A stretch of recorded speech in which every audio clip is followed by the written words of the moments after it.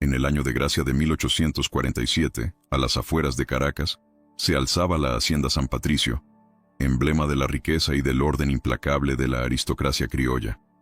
Detrás de sus corredores de piedra y patios anchos, vivían los Mendoza y Villareal, señores de extensos sembradíos, propietarios de centenares de almas y de una fortuna que parecía no agotarse jamás. Los vecinos hablaban de sus fiestas, de sus tratos comerciales y de su influencia en los salones de la ciudad. Pocos, sin embargo, conocían lo que se cocinaba en silencio tras los muros blanqueados por el sol. El corazón de aquella casa era doña Esperanza Mendoza y Villareal, matriarca de mirada cortante y voluntad férrea, viuda desde hacía 15 años y todavía dueña de cada decisión que cruzaba por la hacienda. Su silueta, vestida casi siempre de negro, deslizándose por los pisos de mármol, imponía una mezcla de temor y obediencia. A su lado orbitaban el resto de los Mendoza, Rodrigo, el primogénito, de carácter intempestivo, su esposa, doña Catalina, pálida y temblorosa como un susurro, y los hijos de ambos, Carmen y Pablo, educados en la comodidad y en la costumbre de dar órdenes. San Patricio funcionaba con la precisión de un reloj movido por manos invisibles, pero bajo esa fachada de refinamiento y ceremonias, se estaba gestando una desgracia destinada a sacudir a la sociedad caraqueña hasta sus cimientos. La señora de la casa, doña Esperanza Mendoza y Villareal, tenía 62 años y el gesto pétreo de quien nunca admite réplica. Llevaba el cabello plateado recogido en un moño impecable y prefería la seda oscura que hacía de su presencia una sombra disciplinadora. Al morir su esposo, no cedió terreno. Gobernó San Patricio con órdenes precisas y castigos ejemplares. Su hijo mayor, don Rodrigo, de espaldas anchas y genio fiero, había heredado tanto la riqueza como la soberbia. Sus ojos chicos, hundidos y brillantes, se encendían de impaciencia ante el más mínimo desacato. Doña Catalina, su esposa, parecía un pájaro frágil atrapado en corrientes de aire helado. Vivía midiendo cada paso para no despertar tormentas. Los muchachos, Carmen, 16, y Pablo, 14, crecieron entre privilegios y el hábito de ver a otros inclinarse. La primera, hermosa y caprichosa. El segundo, precoz en la crueldad que observaba y aprendía. En ese engranaje, de poder casi invisible como el resuello de las brasas en la cocina, trabajaba Esperanza Morales, mulata de 35 años, nacida esclava y criada en la servidumbre.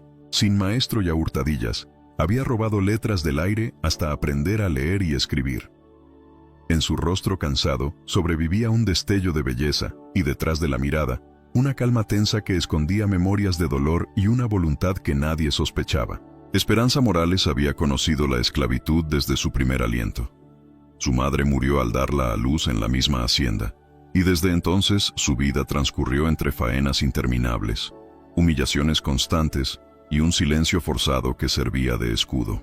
Sus manos, endurecidas por años de trabajo, revelaban la carga de los campos y de la cocina, y aún así, cada tanto temblaban, no de agotamiento, sino de una furia contenida que había aprendido a disimular.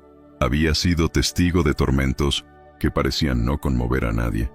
Compañeros azotados hasta la muerte, familias desgarradas por la venta, mujeres violentadas sin misericordia.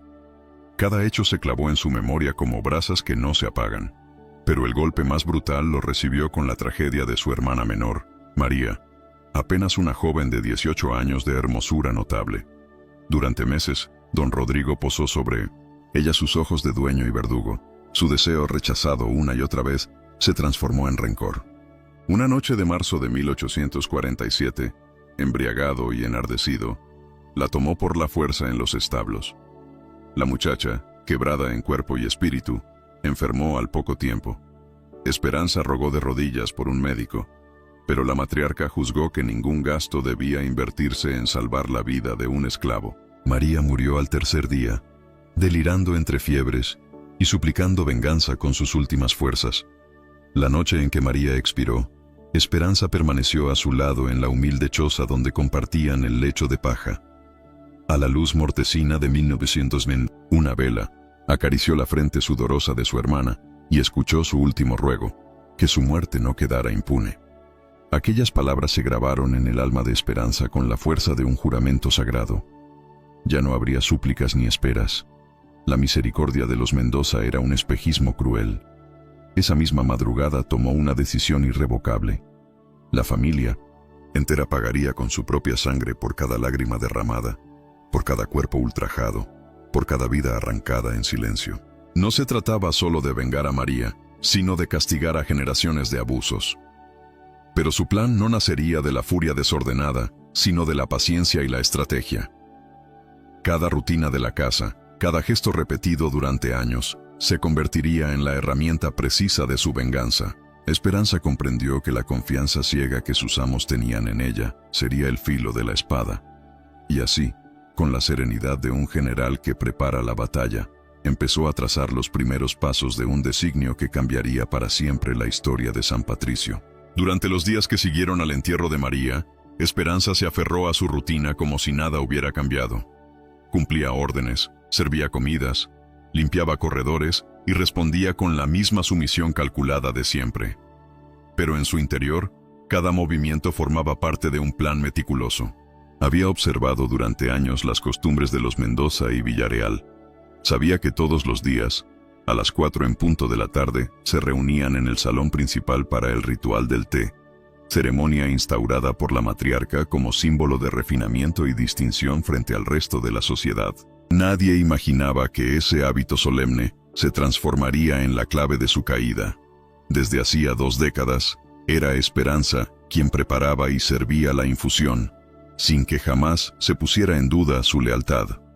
Para los dueños, ella era poco más que un mueble útil, invisible y silencioso. Esa confianza, construida a lo largo de 20 años, sería la grieta por donde entraría la justicia.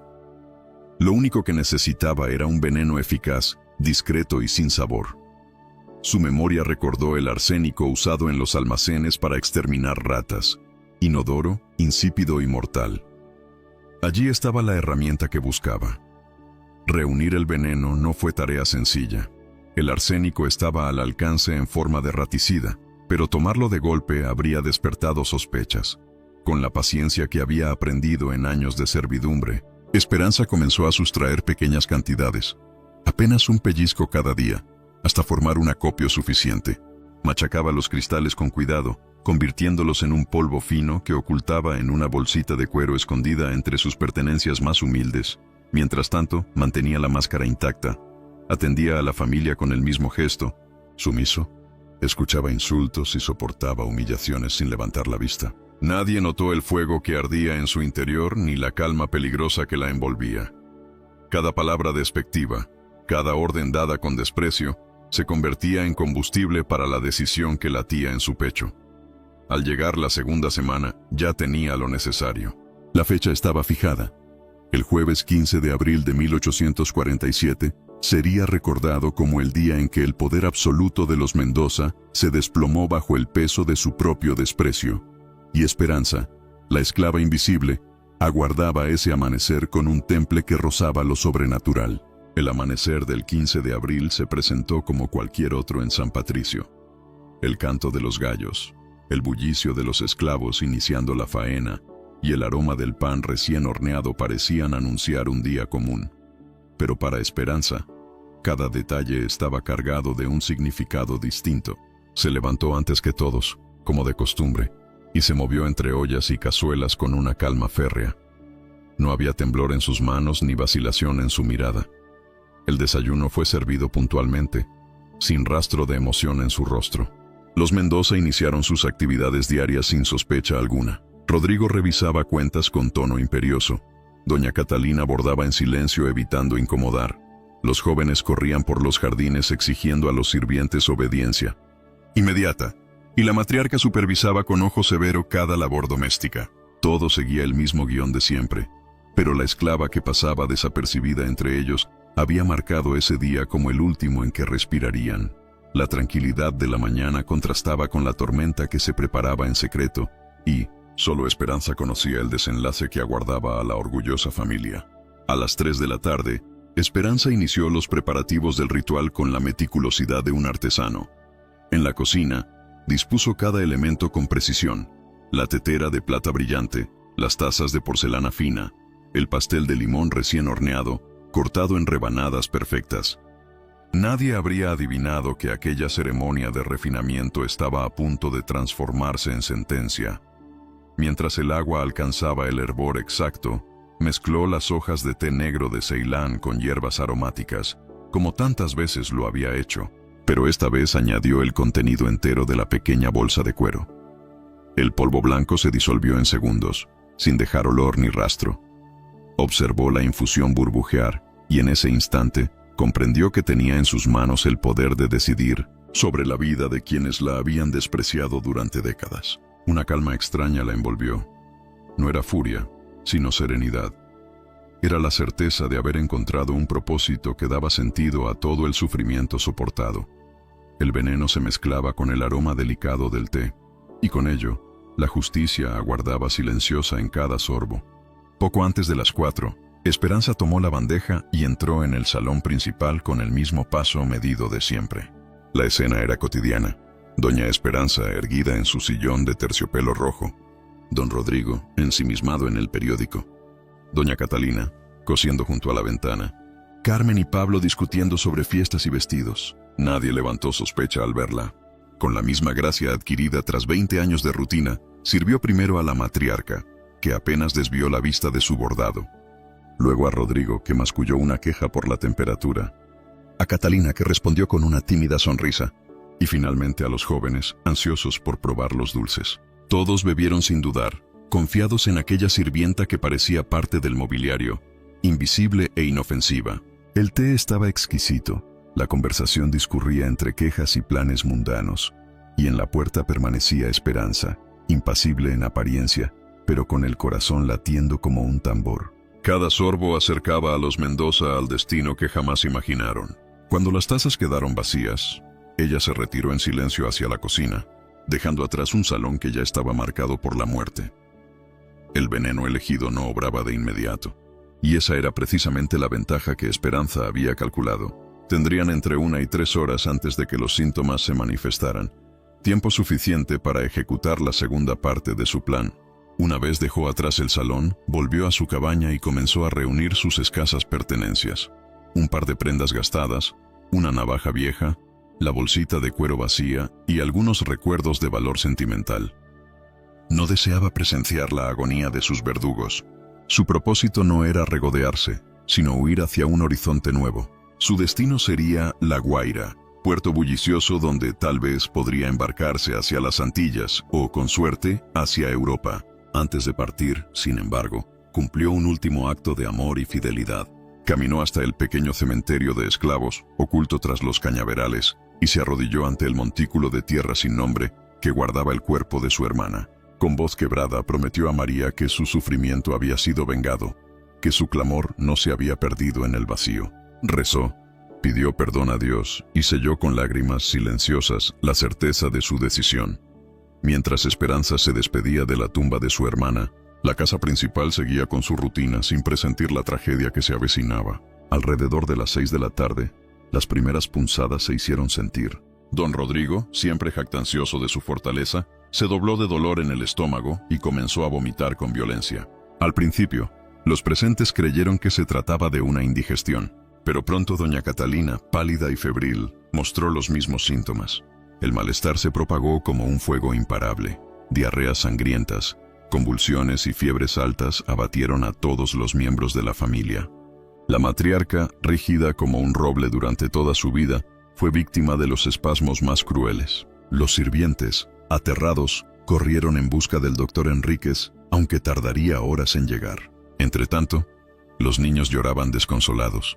La madre deliraba, y Rodrigo, el amo temido de tantos, se retorcía impotente en su cama, reducido a la condición de aquellos a quienes había oprimido. Nadie en la mansión podía detener el veneno que ya recorría sus venas como una justicia inexorable.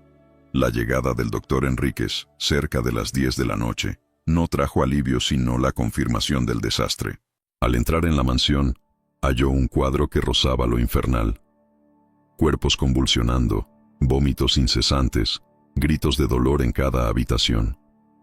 Con los conocimientos limitados de la época, Pensó primero en cólera o en alguna infección súbita, pero la simultaneidad de los síntomas lo hizo dudar. Aplicó lo que creía adecuado: sangrías, opio para mitigar el dolor, más vómitos inducidos para purificar el cuerpo. Nada funcionó. El veneno avanzaba con una precisión que la medicina de entonces no podía revertir. A las 2 de la madrugada, doña Esperanza, la matriarca que había dominado San Patricio con mano de hierro, exhaló su último aliento entre convulsiones. Su voz, rota por el dolor, aún clamaba por la esclava que la había servido por décadas, ignorando que en ella residía la causa de su agonía. Una hora más tarde, Rodrigo sucumbió, ahogado en su propio tormento. Los hijos resistieron hasta el amanecer, pero la muerte los alcanzó también. Al mediodía, Catalina fue la última en partir, cerrando así el ciclo de una familia aniquilada en menos de 24 horas. Para cuando la última vida se apagó en la mansión, Esperanza ya llevaba muchas horas lejos de San Patricio.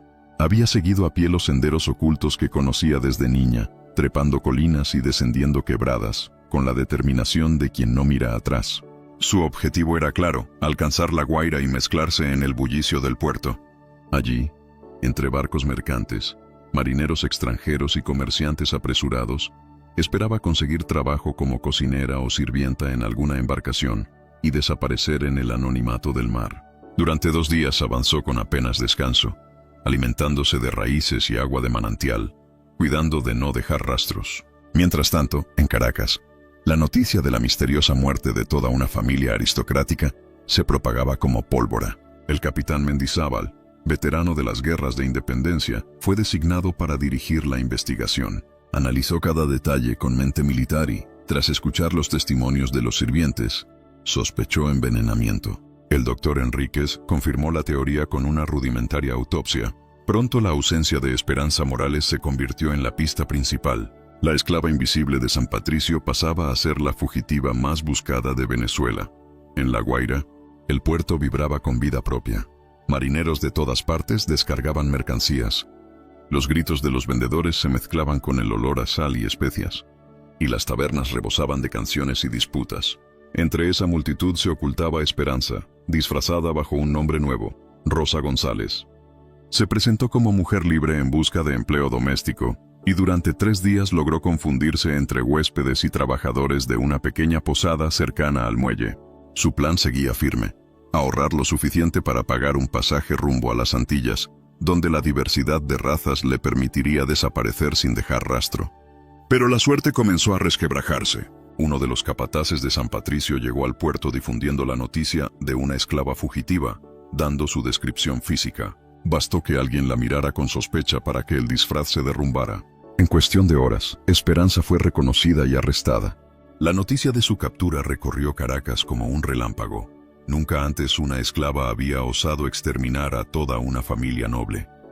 Para unos era un crimen atroz, para otros una advertencia que sembraba temor en los corazones de los hacendados. El arresto de Esperanza se convirtió en un terremoto social. La élite caraqueña, temblorosa, comprendió que si una esclava doméstica, aparentemente dócil, había logrado planear y ejecutar semejante acto, nada impedía que otros siguieran su ejemplo. El juicio fue anunciado con gran expectación, atrayendo a la aristocracia entera a las salas del tribunal. Para muchos, se trataba de un espectáculo. Para otros, de un precedente decisivo en el control de los esclavos. Como defensora, se le asignó al joven abogado José María Torres, recién graduado, hijo de comerciantes y simpatizante secreto de las ideas abolicionistas que florecían en Europa y Estados Unidos. Torres tomó un camino arriesgado. En lugar de negar los hechos, buscó exponer las razones. Durante 2 semanas, el proceso reveló atrocidades, testimonios de violaciones, castigos brutales y muertes en San Patricio. La tragedia de María fue narrada con crudeza, arrancando murmullos en la sala. El fiscal, don Aurelio Blanco, defendió la institución esclavista con férrea convicción, alegando que permitir una justificación sentaría un precedente mortal. Pero Torres apeló a los derechos naturales del hombre y describió la esclavitud como crimen contra la humanidad. El eco de esas palabras empezó a sembrar dudas en algunos corazones.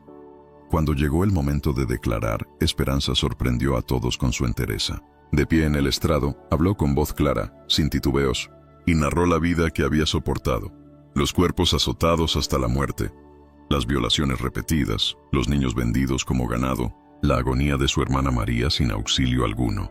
No pidió compasión ni mostró odio, solo la convicción de quien ha decidido hablar como ser humano por primera vez. He servido 35 años a una familia que nunca me reconoció como persona, dijo, mirando al jurado con firmeza. He visto horrores que ustedes llamarían cristianos y civilizados. Si eso es civilización, prefiero ser llamada salvaje. No me arrepiento. Por primera vez actué como mujer libre. Sus palabras calaron hondo en los asistentes. Algunos lo escucharon como blasfemia, otros como un despertar incómodo, pero todos quedaron impactados por la dignidad de aquella esclava que, aún condenada, se negaba a mostrarse vencida. El jurado, compuesto únicamente por hombres blancos de alta sociedad, deliberó durante días. El veredicto era previsible, culpable de asesinato premeditado. La sentencia, igualmente inexorable, muerte en la horca. Sin embargo, el eco de sus palabras ya había comenzado a trascender los muros del tribunal. Mientras aguardaba su destino en una celda fría de Caracas, Esperanza se transformó en símbolo. Los esclavos de la región susurraban su nombre como si se tratara de una heroína, la que había hecho lo que muchos deseaban pero no se atrevían a intentar. Las autoridades, conscientes del peligro de un levantamiento, reforzaron la vigilancia en haciendas y ciudades. La fecha de la ejecución quedó fijada, lunes 15 de mayo de 1847, exactamente un mes después del envenenamiento. Durante esas semanas, el capellán Rodríguez intentó convencerla de confesar sus pecados y pedir perdón. Ella escuchaba en silencio, pero nunca aceptó. No veía crimen en sus actos, sino justicia. La noche previa a su muerte escribió una carta destinada a convertirse en legado. Allí relató con crudeza la vida de un esclavo, las humillaciones constantes y el deseo de que su sacrificio despertara conciencias. Cerró el texto con una frase que resonaría durante generaciones. Mañana moriré, pero que mi muerte sirva para recordar que la esclavitud es una herida abierta y que, mientras exista, nadie será verdaderamente libre. El amanecer del 15 de mayo llegó cubierto de nubes grises, como si el cielo presintiera la tragedia. La Plaza Mayor de Caracas se colmó de una multitud heterogénea.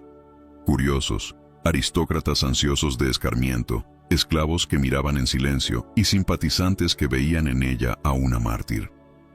Escoltada por soldados, Esperanza fue conducida en una carreta hacia el patíbulo. Su andar no mostraba temblor. Rehusó la capucha que ocultaba el rostro de los condenados, deseando que todos la miraran de frente. Cuando el verdugo le ofreció sus últimas palabras, levantó la voz con firmeza. Muero sin odio, pero también sin arrepentimiento. Que mi muerte recuerde a todos que la injusticia no puede perdurar eternamente. Algún día, hombres y mujeres serán libres. Al mediodía la soga apretó su cuello y su cuerpo quedó suspendido ante la multitud. Su dignidad en el último instante estremeció incluso a quienes la juzgaban. Fue enterrada en el camposanto de los ajusticiados, sin lápida ni ceremonia. Sin embargo, en ese mismo momento comenzó a nacer la leyenda de la esclava que desafió a sus opresores con la inteligencia y la firmeza de su espíritu indomable. Las consecuencias de aquel suceso fueron inmediatas y profundas. En diferentes plantaciones de Venezuela comenzaron a surgir pequeños brotes de rebelión, inspirados por la memoria de la esclava que se atrevió a castigar a sus amos. Aunque las autoridades respondieron con dureza, los hacendados no pudieron ignorar la señal. La opresión desmedida tenía un límite. Algunos suavizaron castigos, temerosos de despertar nuevas venganzas. Otros reforzaron la vigilancia. El joven abogado Torres, marcado para siempre por el juicio, abrazó la causa abolicionista con mayor fervor. Dedicó su carrera a defender a esclavos acusados y a difundir ideas de libertad. La Carta de Esperanza, copiada en secreto, circuló de mano en mano por toda América Latina, convirtiéndose en un texto que denunciaba con claridad el crimen de la esclavitud. Intelectuales, clérigos progresistas y comerciantes ilustrados empezaron a cuestionar el sistema que hasta entonces parecía indestructible. La figura de Esperanza trascendía ya su condición de acusada y condenada. Se había convertido en símbolo de dignidad y resistencia, en recordatorio vivo de que incluso los más invisibles podían torcer el curso de la historia. Con el paso de los días, la historia de Esperanza se esparció más allá de Caracas. En los campos, los esclavos repetían su nombre en voz baja alrededor de fogatas, como si pronunciarlo les infundiera valor. Las madres lo narraban a sus hijos como ejemplo de que la dignidad no podía ser aplastada por completo. Cuando en 1854 Venezuela decretó la abolición de la esclavitud, muchos recordaron que la chispa había comenzado años antes, con aquella mujer que convirtió el ritual del té en un acto de justicia. El doctor Enríquez, ya anciano, escribió en sus memorias que nunca había visto una muerte tan calculada y al mismo tiempo tan impregnada de justicia poética. La hacienda San Patricio, heredada por parientes lejanos, fue abandonada y cayó en ruinas, convertida en símbolo silencioso del fin de una era. Los esclavos sobrevivientes fueron vendidos y dispersados, pero llevaron consigo la memoria de Esperanza, que permaneció viva en relatos orales y en la decisión de muchos de bautizar a sus hijas con su nombre. La tumba sin nombre de María, su hermana, se transformó en un lugar secreto de peregrinación para los oprimidos, santuario de dolor y resistencia. El capitán Mendizábal, encargado de la investigación, escribió en su diario personal que jamás había conocido un crimen tan atroz y, a la vez, tan comprensible. En su opinión, Esperanza no era una asesina común, sino el resultado inevitable de un sistema que despojaba de humanidad a las personas y luego se sorprendía cuando éstas reclamaban justicia. Incluso dentro de la iglesia surgieron voces que, aunque en público condenaban sus actos, en privado se preguntaban si el verdadero pecado no era la esclavitud misma. El padre Rodríguez, quien había intentado obtener su confesión, admitió años más tarde que quizá el error no residía en Esperanza, sino en la sociedad que la obligó a escoger la venganza como única salida. En los salones de la aristocracia, las conversaciones se tornaron incómodas. Las damas empezaron a observar a sus sirvientes con un recelo que antes no existía, y algunos hacendados optaron por moderar la crueldad de sus castigos. La sombra de Esperanza se cernía sobre todos, recordándoles que la violencia ejercida sin freno podía regresar multiplicada. La historia de Esperanza pronto atravesó fronteras. Su carta final fue traducida al inglés y al francés, circulando en los círculos abolicionistas de Europa y Estados Unidos. Harriet Beecher Stowe la mencionó como ejemplo de la desesperación que podía engendrar la esclavitud, mientras que Víctor Hugo encontró en su historia ecos para sus reflexiones sobre la justicia y la redención.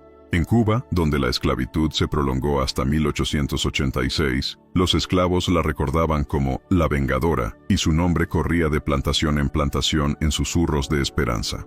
José Martí, años después, evocaría su ejemplo al afirmar que la injusticia, cuando alcanza el límite de lo insoportable, inevitablemente genera su propia respuesta. En Brasil, a un esclavista en pleno siglo XIX, juristas y pensadores citaron el caso como advertencia de lo que podía suceder si persistía un sistema basado en la negación de la dignidad. La figura de Esperanza se iba transformando en mito continental. Para unos, la encarnación de un crimen atroz. Para otros, el rostro de una resistencia que cruzaba mares y épocas. En Venezuela, el eco de su historia se integró al folclore. Cantores populares improvisaban versos sobre la esclava vengadora y cuentacuentos la mencionaban en plazas y mercados, siempre destacando su valentía más que su crimen. Con los años, la imaginación colectiva adornó su figura con matices fantásticos. Algunos decían que había aprendido a usar venenos de una curandera indígena. Otros aseguraban que fuerzas sobrenaturales la habían guiado en su plan, pero el núcleo permaneció intacto. Una mujer esclavizada que castigó a sus opresores con sus propias armas. En 1912, el historiador Rafael Bolívar Coronado publicó un estudio basado en documentos judiciales, reivindicando a Esperanza como producto de un sistema inhumano. Reveló además que en San Patricio existía una red clandestina de esclavos que se enseñaban a leer y escribir en secreto, desafiando las leyes coloniales. Esa revelación transformó aún más la percepción de su historia. No solo había sido un acto de venganza personal, sino también una forma de resistencia organizada, una chispa dentro de un movimiento más amplio que se negaba a aceptar las cadenas como destino perpetuo. Durante el siglo XX, diferentes movimientos sociales reivindicaron la figura de Esperanza como símbolo. Los comunistas la veían como pionera de la lucha de clases. Las feministas, como una mujer que enfrentó la doble opresión del patriarcado y la esclavitud. Y los defensores de los derechos civiles la consideraban precursora de la resistencia racial. En los años 60, en pleno auge de movimientos de liberación, su nombre reapareció con fuerza. Estudiantes marchaban llevando pancartas con su imagen. Artistas la pintaban como heroína revolucionaria y poetas le dedicaban versos. Andrés Eloy Blanco, uno de los grandes de la poesía venezolana, escribió sobre ella en un poema titulado Esperanza, la indoblegable, donde la describía como hermana de todos los que luchan por justicia y madre, de los que prefieren morir de pie antes que vivir de rodillas. En 1973, el gobierno colocó una placa en el lugar donde estuvo la Hacienda San Patricio. Aunque el gesto fue polémico, para algunos un homenaje tardío, para otros un agravio, representó el reconocimiento oficial de que su historia formaba parte del alma nacional. El interés académico sobre Esperanza también creció fuera de Venezuela. Universidades de Estados Unidos, Europa y América Latina comenzaron a incluir su caso en cursos de historia social y estudios afrodescendientes. Su carta final fue traducida a múltiples idiomas y se convirtió en lectura obligatoria en materias sobre derechos humanos. El historiador estadounidense John Hope Franklin la citó como ejemplo de resistencia esclava sofisticada, capaz de demostrar inteligencia estratégica y profundo conocimiento del sistema opresor. A finales del siglo XX, artistas de diversas disciplinas retomaron su memoria. La escritora Isabel Allende expresó su deseo de novelar su vida. El compositor venezolano Federico Ruiz estrenó en 1995 la ópera Esperanza, Sangre y Libertad, con gran éxito en el Teatro Teresa Carreño. En paralelo, arqueólogos iniciaron excavaciones en los restos de San Patricio, hallando ruinas de la mansión y el cementerio de esclavos, donde encontraron indicios de la tumba de María. Los vestigios confirmaron las condiciones de explotación y la red secreta de comunicación entre los esclavos, reforzando la visión de que la venganza de Esperanza formaba parte de una resistencia más amplia que había germinado en silencio. En el año 2000, el gobierno venezolano declaró el 15 de abril como Día Nacional de la Memoria contra la Esclavitud, en honor a las víctimas del sistema y recordando el acto de Esperanza. Durante la ceremonia, el presidente Chávez pronunció un discurso en el que la describió como símbolo del espíritu indoblegable del pueblo, ejemplo de que frente a la injusticia extrema, la resistencia no solo es derecho, sino deber. Con el auge de Internet, su historia encontró nuevos canales. Blogs, foros y páginas dedicadas a la memoria afrodescendiente difundieron documentos, imágenes y relatos orales transmitidos por descendientes de esclavos. En 2010, la antropóloga María Elena González publicó una investigación reveladora a partir de archivos españoles. Descubrió que Esperanza había intentado comprar su libertad y la de su hermana en varias ocasiones, sin éxito, y que estuvo casada con un esclavo llamado Tomás, muerto en circunstancias sospechosas al intentar proteger a otra mujer. Estos hallazgos mostraban a Esperanza no como asesina fría, sino como mujer que agotó todas las vías posibles antes de recurrir a la violencia. Su venganza aparecía entonces como un recurso extremo, nacido de pérdidas acumuladas y esperanzas frustradas. El documental Esperanza, la última resistencia, estrenado en 2015 por la cineasta Carmen Delgado, retomó estos nuevos hallazgos para ofrecer una visión más matizada de su historia. Con recreaciones intensas y testimonios de historiadores, la película mostró a Esperanza no como un monstruo ni como una santa, sino como una mujer empujada al límite por décadas de abusos. La secuencia más sobrecogedora fue la de la preparación del té envenenado. La cámara capturaba la mezcla de serenidad, miedo y determinación en su rostro, subrayando que aquel acto fue, más que una venganza, una decisión de justicia frente a un mundo que le había negado toda humanidad. El filme ganó premios internacionales y permitió que públicos de Europa y América conocieran la historia de la esclava que desafió a una familia poderosa. 3 años más tarde, en 2018, estudiantes de la Universidad Central organizaron la primera caminata de la memoria, recorriendo la misma ruta que Esperanza tomó hacia La Guaira. El evento, repetido cada año desde entonces, reúne a cientos de personas que marchan entre cantos, lecturas de poesía y reflexiones, manteniendo vivo el legado de una mujer que eligió resistir antes que someterse. El arte continuó nutriéndose de su figura. Muralistas la pintaron en paredes de barrios populares como símbolo de resistencia. Músicos compusieron piezas en su honor, como el tango melancólico Lágrimas por Esperanza de Astor Piazzolla. Escritores de distintos países encontraron en ella una fuente inagotable. La colombiana Laura Restrepo narró un cuento desde la perspectiva de María, la hermana muerta. El cubano Leonardo Padura la evocó como sombra en una de sus novelas policíacas. En el ámbito académico, estudios de género resaltaron su caso como ejemplo temprano de interseccionalidad. Mujer, negra y esclava, triplemente oprimida.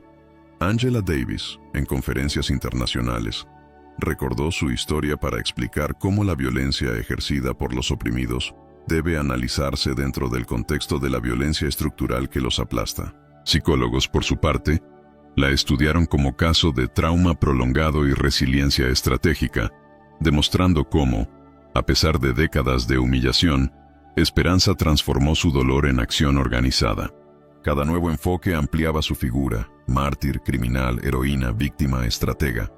Pero en todos permanecía el mismo hilo. Su historia representaba la voz de quienes jamás habían sido escuchados. Hoy, más de siglo y medio después, el nombre de Esperanza Morales sigue encendiendo debates y emociones. En 2020, su tumba en el cementerio de los Ajusticiados de Caracas recibió por fin una lápida digna. La inscripción, sencilla pero cargada de sentido, decía que su historia nos enseña a construir un mundo donde la justicia haga innecesaria la venganza. Cada 15 de abril, decenas de personas llevan flores, encienden velas y elevan plegarias o consignas en su memoria. En escuelas venezolanas, los niños aprenden sobre su vida no como glorificación de la violencia, sino como advertencia sobre las consecuencias de la injusticia sostenida. Su legado se ha convertido en pregunta viva. ¿Cómo edificar una sociedad donde nadie sienta que la única salida es el camino de la venganza? Esa interrogante interpela a cada generación. Y mientras el mundo moderno sigue luchando contra formas nuevas de opresión, la historia de Esperanza resuena con la fuerza de un recordatorio eterno. La dignidad humana no puede ser sofocada sin que un día despierte con la furia de siglos contenidos. La figura de Esperanza ha trascendido los límites de la historia para convertirse en mito vivo. En comunidades afrodescendientes de América, su nombre se susurra como símbolo de resistencia.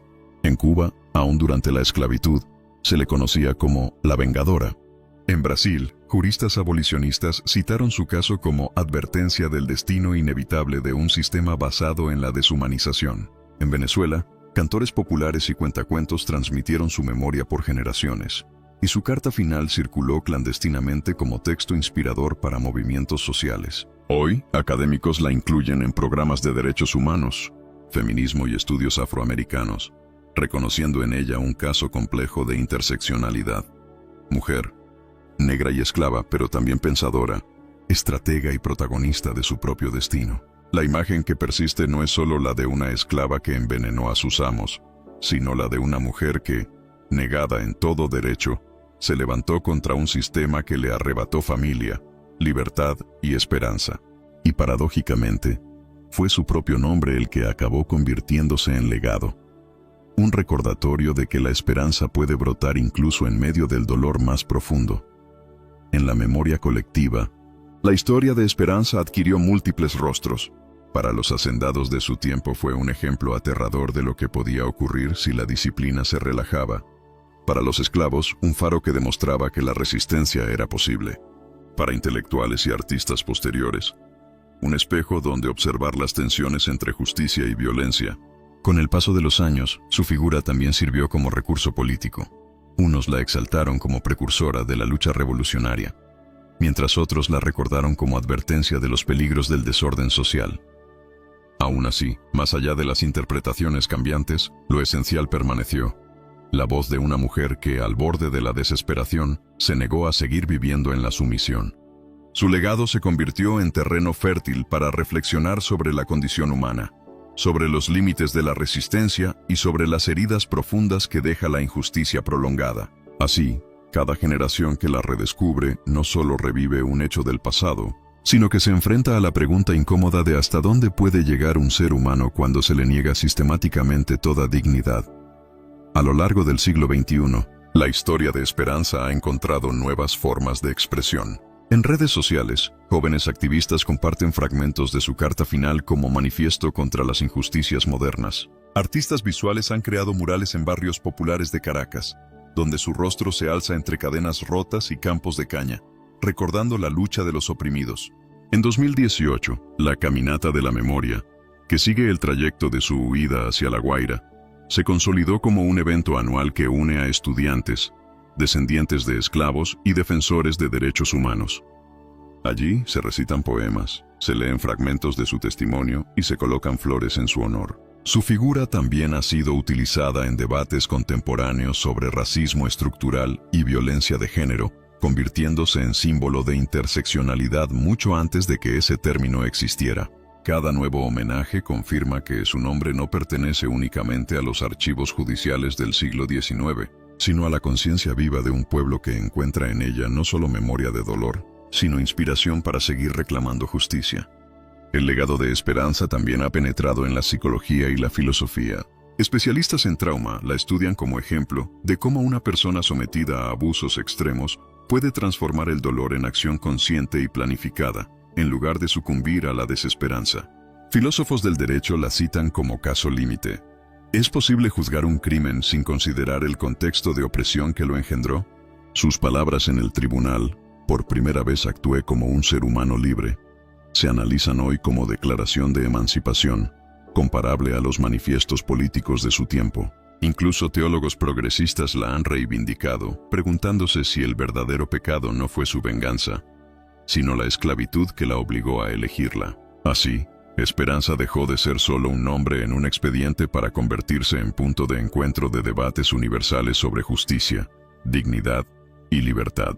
Su historia, más que anclada en un siglo, dialoga con el presente, porque recuerda que toda sociedad que ignore la humanidad de los más débiles siembra, tarde o temprano, la semilla de su propia destrucción. Más de 175 años después, el eco de Esperanza Morales continúa retumbando en América Latina y más allá. En escuelas venezolanas, su historia forma parte de la enseñanza de derechos humanos, presentada no como celebración de la violencia, sino como advertencia de lo que genera la injusticia cuando se prolonga demasiado.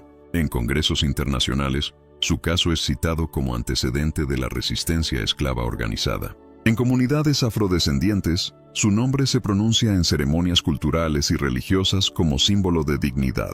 La tumba que por tanto tiempo permaneció anónima hoy recibe flores y velas cada abril, y en las calles su rostro aparece en grafitis que lo inmortalizan entre cadenas rotas. Su memoria se ha convertido en recordatorio constante de que la historia no solo se escribe desde los palacios y las mansiones, sino también desde las cocinas, los campos y las celdas. Esperanza, la esclava invisibilizada, se transformó en voz eterna de los oprimidos, probando que incluso aquellos relegados al silencio pueden alterar el rumbo de una nación entera. Así, la esclava que una tarde mezcló arsénico en una tetera terminó convertida en símbolo de resistencia y memoria. Su nombre, que en vida fue pronunciado con desprecio por sus amos, hoy se recuerda como promesa de justicia. Esperanza Morales representa el espíritu indomable que se niega a aceptar la deshumanización como destino. Su historia nos interpela aún.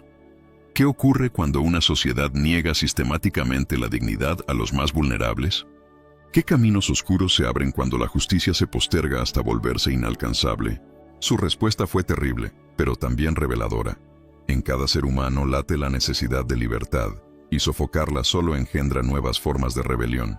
En Venezuela y en toda América, su memoria permanece como advertencia y enseñanza. La venganza que un día sacudió a la aristocracia criolla terminó sembrando semillas de abolición, reflexión y cambio. Hoy, al pronunciar su nombre, no se evoca solo a la mujer que castigó a sus opresores, sino a la esperanza misma de que un mundo más justo y digno siempre puede construirse.